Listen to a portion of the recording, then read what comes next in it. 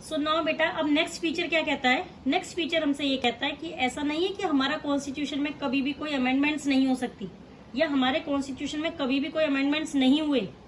Definitely हुए। जब 1950 में हमारा कॉन्स्टिट्यूशन केम इनटू इफेक्ट हुआ था, उसके बाद से बहुत सारे अमेंडमेंट्स आए थे, लेकिन वो ऐसा नहीं है कि हमारा मन किया ये लॉ हमें पसंद नहीं है तो हमने उठाकर चेंज कर दिया। नो, ऐसा नहीं होता। कोई भी लेवल ऑफ गवर्नमेंट यूनिलेटरली, मतलब अकेले कॉन्स्टिट्यूशन में किसी भी लॉ को या किसी भी रूल को चेंज नहीं कर सकता। अगर मान लो अंडर सर्टेन सर्कमस्टेंसेज अगर हमें कोई चेंज भी करना है, या कोई रूल्स या कोई policies in the constitution, in that case सारी की सारी लेवल्स ऑफ गवर्नमेंट का कंसेंट होना चाहिए। ज्यादातर तो 2 लेवल ऑफ गवर्नमेंट होती हैं, वो दोनों इस चीज पर म्यूचुअली एग्री करनी चाहिए, उनका कंसेंट होना चाहिए। उसके बाद ही कॉन्स्टिट्यूशन में वो पर्टिकुलर अमेंडमेंट्स आती हैं। Understood? So now next feature हमारा आता है फेडरलिज्म के अंदर कि हमारे पास 3 टाइप्स ऑफ ऑर्गन्स होते हैं। We have already studied in the 6th और 7th up to 8th class. Judiciary is there, legislature is there, executive is there. तो judiciary is basically the entire system of courts, जो court का सब कुछ देखती है, जो कोर्ट्स के पास वो अल्टीमेट पावर्स हैं कॉन्स्टिट्यूशन को इंटरप्रेट करने की, अलग अलग लेवल्स ऑफ गवर्नमेंट की पावर्स को इंटरप्रेट करने की। ये नहीं है कि एक गवर्नमेंट ने बोला कि सपोज स्टेट गवर्नमेंट ने ही बोला कि भाई हमारी तो ये पावर्स होनी चाहिए, तो मुंह उठाकर उनको वो पावर्स दे दी जाएंगी। नहीं, court has to decide, court has to interpret the powers. Clear? उनके जो different different levels of government हैं, उनके जो पावर्स को कोर्ट इंटरप्रेट करता है, और जो हाईएस्ट कोर्ट है ना, वो एम्पायर की तरह काम करता है। आई एम श्योर मेरे स्टूडेंट जितने भी हैं, स्पेशली बॉयज जो भी हैं, उनको क्रिकेट बहुत पसंद होगा। फॉर डेट मैटर, अगर हम कोई भी गेम खेलें, हॉकी खेलें, फुटबॉल खेलें, एनीथिंग, एक एम्पायर होता है हर गेम में जो फाइनल डिसीजन लेता है। राइट? अब अगर हमने क्रिकेट में सपोज सिक्सर मारा या 4 मारा, चौका मारा, या फिर कोई आउट हो गया, फॉर दैट मैटर, तो उसमें फाइनल डिसीजन किसका होता है? एम्पायर का।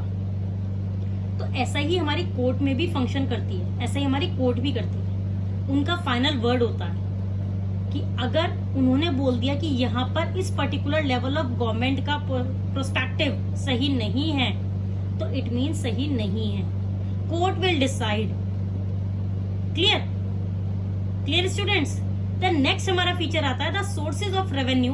अब यार, आप मुझे एक बात बताओ कि कोई भी स्टेट के अंदर हम बोलते हैं कि जब भी इलेक्शंस होते हैं या कोई भी नई गवर्नमेंट फॉर्म करता है, तो वो क्या बोलता है कि हम ये चेंजेस करेंगे, हम आपके देश का नक्शा बदल देंगे, रोड बिल्ड करेंगे, फलाना करेंगे, ये करेंगे, वो करेंगे। लेकिन वो कहाँ से करेंगे? उसके लिए पैसे भी तो होने चाहिए हाथ में। राइट? तो जो सोर्सेज ऑफ रेवेन्यू होते हैं ना, वो हर एक लेवल ऑफ गवर्नमेंट के लिए क्लियरली स्पेसिफाइड होते हैं, क्लियरली मेंशन्ड होते हैं कि ये आपकी पर्टिकुलर अथॉरिटी है, ये लोग आपको टैक्स पे करेंगे, एक्सेट्रा। यहाँ से आपका पैसा आएगा, आपको यहाँ से रेवेन्यू जनरेट होगा, और आपका फाइनेंशियल ऑटोनॉमी कैसे इंश्योर हो, this also will be specified in the constitution. Understood? So now come to the last feature but not the least, क्योंकि ये बहुत इंपॉर्टेंट पॉइंट है कि जो फेडरल सिस्टम है ना हमारा, इसके 2 ऑब्जेक्टिव होते हैं, इसके डुअल ऑब्जेक्टिव है। तो सबसे पहला तो ऑब्जेक्टिव आता है कि to safeguard and promote the unity of country. अगर कंट्री के अंदर कोई यूनिटी ही नहीं होगी, तो क्या खाक उखाड़ पाएंगे वो किसी भी चीज का? बल्कि खुद के बीच में ही अलग अलग लोग, अलग अलग लेवल्स खुद ही लड़ते रहेंगे, एक दूसरे का सर ही फोड़ते रहेंगे। क्लियर? तो we have to maintain the unity in our country. हमें इसको प्रोटेक्ट करके तो रखना ही है, साथ ही साथ we have also to promote the unity of the country. Right? And then we have to accommodate the regional diversities also. अब देखो, अलग अलग कंट्रीज के अलग अलग रीजनल डाइवर्सिटीज होती हैं। Now I talk of a country like India. तो हमारी कंट्री की we have huge regional diversities. इतने सारे अलग अलग रीजन्स हैं, उसमें इतने अलग अलग रिलीजन्स फॉलो होते हैं, उसमें अलग अलग ट्रेडिशंस हैं, कल्चर्स हैं, अलग अलग लैंग्वेजेस हैं, और या किसी को भी नाराज तो नहीं कर सकते ना कि, और ना ही किसी को आप ये कह सकते कि ये पर्टिकुलर लैंग्वेज आप क्यों बोल रहे हो।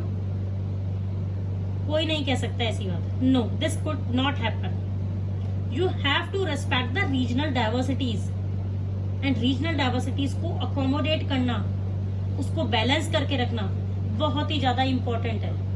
And on the other hand, on the other than that, apart from this, अगर मैं एक फेडरल सिस्टम की बात करूं तो वो 2 एस्पेक्ट्स पर चलता है। वो 2 एस्पेक्ट्स के ऊपर ही एक्चुअली वो डिपेंड है। यार आप मुझे एक बात बताओ कि हम एक 2 फ्रेंड्स हैं, we are 2 friends, you know, आपका बेस्ट फ्रेंड कौन होता है? जिसके साथ आप सारे सीक्रेट्स शेयर कर सकते हो, या फिर जिसके साथ आप अपनी प्रॉब्लम्स शेयर कर सकते हो, अपने हैप्पी मोमेंट्स शेयर करते हो, सब कुछ शेयर कर सकते हो, राइट। लेकिन उस फ्रेंड को, उस जने को आपका बेस्ट फ्रेंड करने के लिए भी तो यू नो उसके अंदर भी तो कुछ बात होनी चाहिए, that you have to trust that person, right. तो similarly for the federal system also to work you know in a good manner, उसके अंदर म्यूचुअल ट्रस्ट होना बहुत जरूरी है कि जो अलग अलग स्टेट्स हैं, बेसिकली स्टेट्स को सेंट्रल गवर्नमेंट पर भरोसा होना चाहिए पूरा कि ये हमारे साथ कुछ गलत नहीं होने देगा। And central government should also have a trust between different states, and the different levels of government should have faith over each other, and they should be agreement to live together.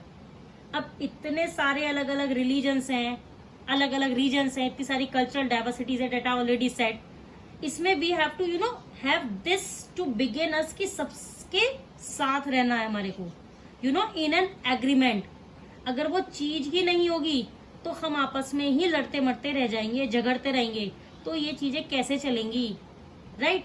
So they should be agreement to live together.